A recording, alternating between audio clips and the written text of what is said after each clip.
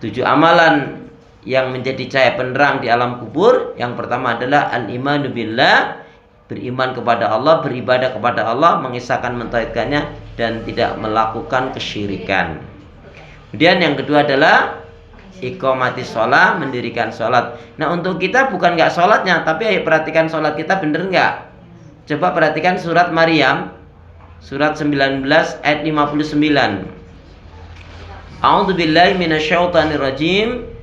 Fa khalafa min ba'dim khalfun adza'u shalah wa taba'u syahawat fasawfa yalqauna ghayya. Ya. Fa khalafa min ba'dim khalfun adza'u shalah wa taba'u syahawat fasawfa yalqauna ghayya. Maka akan datanglah pengganti yang buruk yang mengabaikan sholat, yang memperturutkan hawa nafsu rendah, maka mereka pasti akan menemui kesesatan. Ya. Bu Ida kemarin gimana? Sholatnya full di Madinah, di Makkah? Alhamdulillah ya. Mungkin balik lagi Bu? Ya. Gantian dong Bu. Ya, nikmatnya ibadah. Ya, memang kalau sudah di Mekah, di Madinah, yang penting jangan mikirin rumah tuh. Kalau kepikir rumah sudah nggak khusyuk nanti sholatnya ya. Iya, karena memang nikmatnya ibadah itu lebih besar. Ya, waktunya kayaknya sempit saja, habis tahu-tahu habis gitu ya. Bu, untuk sholat ini betul-betul kita perhatikan ayat tadi. Maka akan datanglah pengganti yang buruk yang mengabaikan sholat, yang memperturutkan hawa nafsu rendah, maka mereka pasti akan menemui kesesatan. Ada yang mengatakan, Ibnu Abbas radhiyallahu anhu, sahabat Ibnu Abbas mengatakan, sungguh yang dimaksudkan dengan ayat yang mulia ini adalah barang siapa yang dengan sengaja dia suka menunda-nunda mengakhir-akhirkan sholatnya, maka sebenarnya dia telah berbuat maksiat dan dosa kepada Allah. Sudah sering saya sering contohkan apa Bu?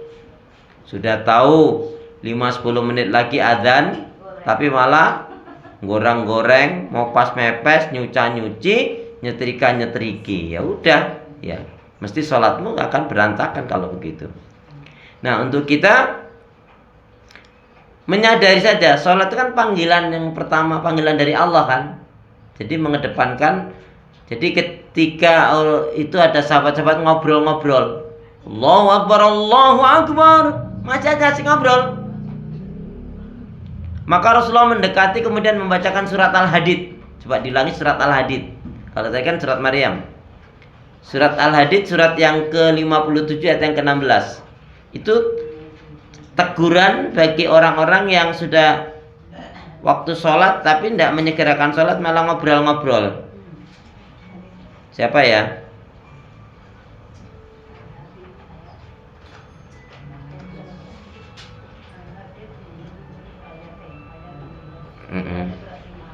Silakan. Surat ayat 16. Surat 57 ayat 16.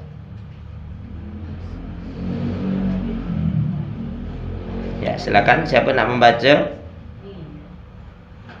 Alam yani lil ladzina amanu an tasha'a qulubuhum li dzikrillah wa ma nazala minal haqq wa la yakunu kal ladzina utul kitab min qabl fatala alaihimul amadu faqasat qulubuhum wa katsirum minhum fasikun.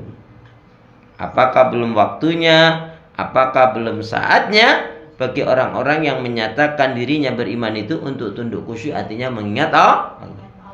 Mengingat Allah sini li dzikrillah, ini maksudnya adalah yaitu mendirikan sholat. Ya.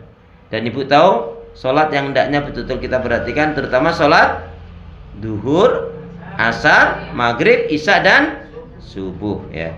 Itulah diantara sholat-sholat yang hendaknya betul-betul kita perhatikan. Ya. Duhur, asar, maghrib, isya dan subuh. Bu, jadi ketika sahabat ngobrol nih, Allahu Akbar, Allahu Akbar, asik aja ngobrol, seolah-olah nggak dengar azan.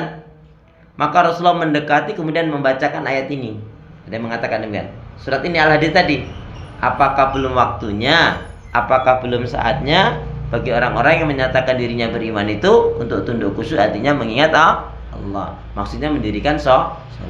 Terus apa pelajarannya? Nah, yang menarik ini, sahabat Nabi sudah jelas-jelas dijamin masuk surga. Tapi kan iman itu proses, nggak langsung dul bagus itu enggak. Pelajarannya apa, Bu? Sahabat Nabi setelah turun ayat ini, surat 57 ayat 16 tadi apa? Mereka membiasakan diri mengambil air wudhu sebelum azan berkumandang. Ya. Jadi hikmahnya setelah turun ayat ini, sahabat Nabi apa? Membiasakan diri sebelum azan berkumandang mengambil air wudhu. Itu bisa kita lakukan. Kalau kita wudhu, kemudian kita sholat syukur wudhu. Apalagi terus kita duduk baca Quran, apa zikir, apa istighfar, apa sholawat Nabi, apa mendoakan yang lain, nikmat sekali. Kadang-kadang kita nggak sempet itu ya, nggak tahu saking sibuknya sampai nggak sempet, seringnya nggak sempet terus itu kapan itu?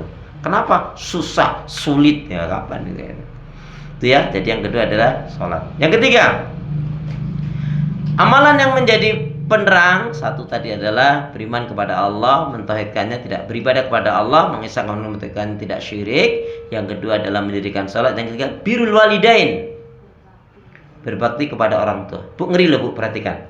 Celakalah, celakalah, celakalah. Sungguh celaka siapa? Seorang anak yang diberi oleh Allah kesempatan dipertemukan dengan kedua orang tuanya, atau salah satu dari orang tuanya, tapi dia tidak masuk surga. Maksudnya apa? Anak ini durhaka, ukukul walidain. Kalau birrul walidain bakti sama orang tua. Kalau ukukul walidain yaitu durhaka terhadap orang tua. Makanya Bu, lihat ini, sering saya ulang-ulangi. Panjenengan lihat, di mana saja di dekat jenengan, lingkungan jenengan, RT RW, di mana aja deh. Anak yang baik sama orang tuanya, membahagiakan orang tuanya, kehidupannya jauh lebih baik, ya. Entah ibadahnya, entah ekonominya, entah segala-galanya deh, dibanding anak yang kurang baik sama orang tuanya. Ya, keberkahan hidup itu ada.